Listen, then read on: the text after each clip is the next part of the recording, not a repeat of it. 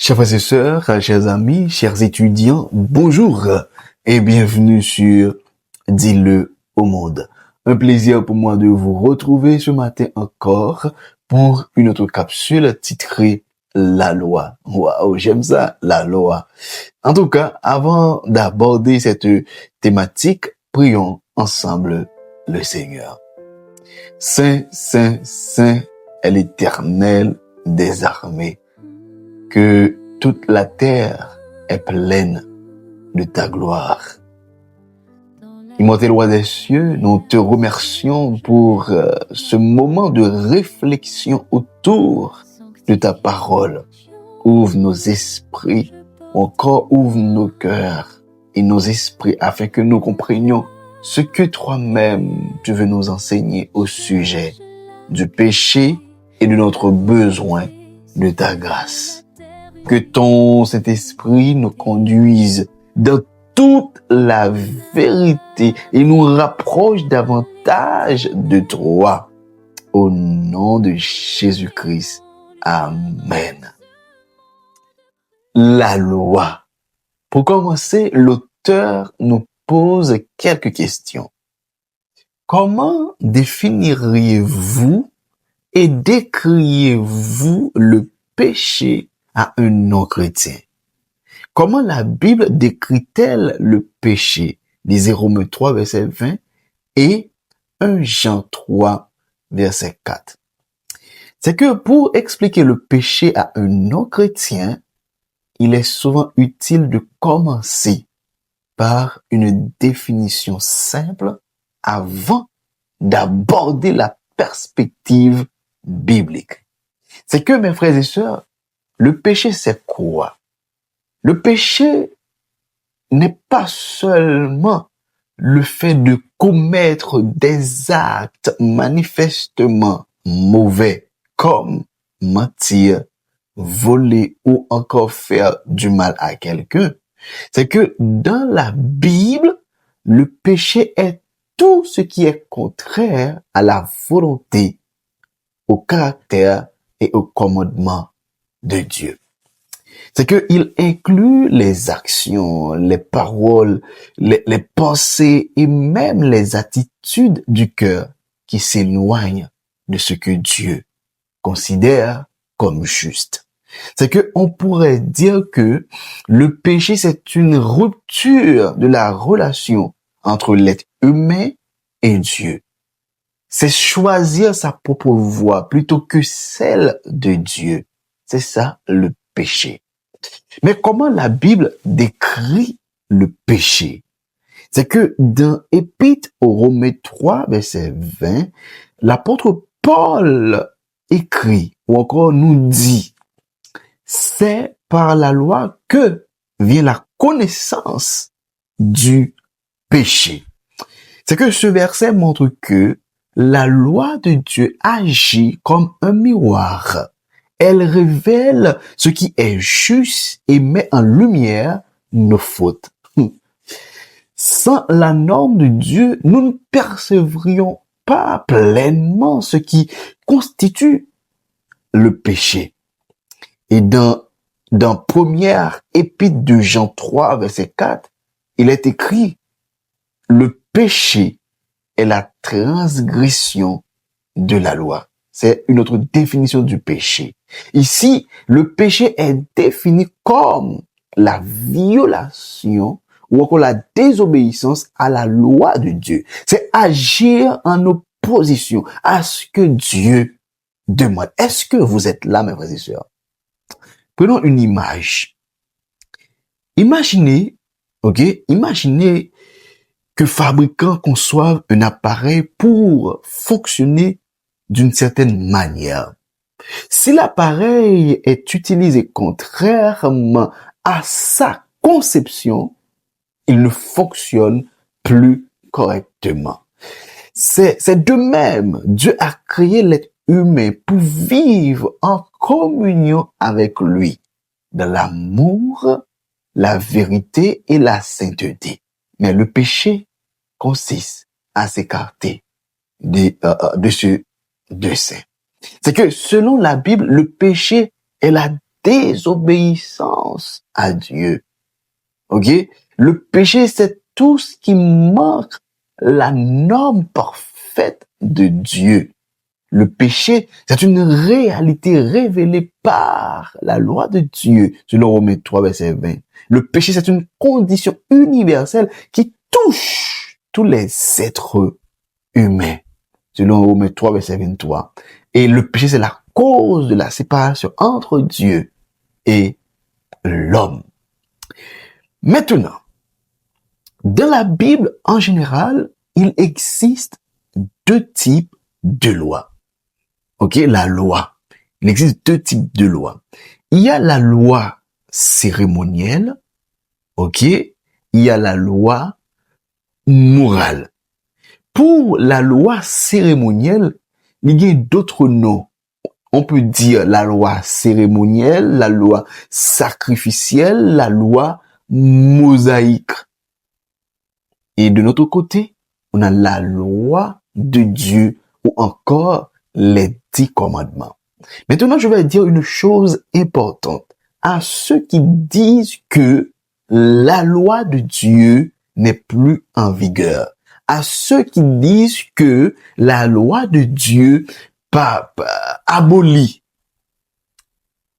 Eh bien, c'est parce que yo pas en mesure pour établir la différence entre la loi cérémonielle ou la loi sacrificielle ou la loi mosaïque avec la loi de Dieu ou encore les 10 commandements. C'est que la loi sacrificielle, la loi cérémonielle ou encore la loi mosaïque, eh bien, c'est loi qui t'est écrite par Moïse dans un livre. Tandis que la loi morale ou encore les 10 commandements de Dieu écrits par Dieu. Eh bien, comme référence, c'est Exode 31, verset 18. Après que l'Éternel fut achevé de parler, eh bien, il remet à Moïse les 2 tables de pierre, les 10 commandements. Et Moïse qui t'a écrit les lois dans un livre, les lois cérémonielles, sacrificielles, ça nous donne comme référence dans la Bible, Exode 31, verset 24. Est-ce que nous là? Mes frères et sœurs, la loi cérémonielle ou encore la loi mosaïque, eh bien, ça a un rapport avec sang coulé. Ok? Il y a un rapport avec sang. C'est que à chaque fois que vous péchez, ou besoin, ok, tuer un animal pour qu'il y pardon. Eh bien, tout ça, t'est annoncé la venue de Jésus. C'était l'ombre des choses à venir. Il t'est annoncé Jésus. Eh bien, automatiquement, Jésus est venu. Eh bien, ces lois-là ne sont plus en vigueur. Loi ça yo pas en fonction parce que Jésus cloué à la croix. Mais pour la loi morale, qui c'est la loi, les 10 commandements, ça même si la terre, tout autant que la terre là, c'est là, tout autant que il y a être humain sur la terre, mais la loi, les 10 commandements est toujours en vigueur parce que dans 10 commandements, il dit pour gagner bon Dieu, parce que bon Dieu qui est dans ciel là, ou pas doit adorer image taillée, ou pas doit prendre un bon Dieu en vain, ou doit songer jour repos, ou doit respecter maman, ou pas de voler, ou pas de tuer, ou pas de gagner envie, ou pas de commettre adultère. Ok? Ça, c'est loi qui a toujours été. D'accord? C'est que, ces lois-là, ils ont écrit sur 2 tables de pierre. Tandis que les lois cérémonielles, ils ont écrit dans un livre. Différence. Dans un livre, c'est juste pour dire que ça a mouillé, ça allait là pour longtemps. Mais sur 2 tables de pierre, ça montre que ça va être cap là pour tout le temps. Est-ce que vous êtes là? So, je m'arrête là. D'accord? Sinon, on a beaucoup de choses à dire, sur la loi de Dieu. Donc, répondons à la question. C'est que, à un non-chrétien, on pourrait dire que le péché selon la Bible n'est pas seulement faire de mauvaises choses, mais c'est vivre indépendamment de Dieu, en pensée, en parole ou en action, en manquant encore le but pour lequel il nous a créés. Et la loi de Dieu nous montre nous montre ce qu'est le péché. Et le péché consiste à transgresser cette loi. Ok? La loi de Dieu nous montre ce qu'est le péché.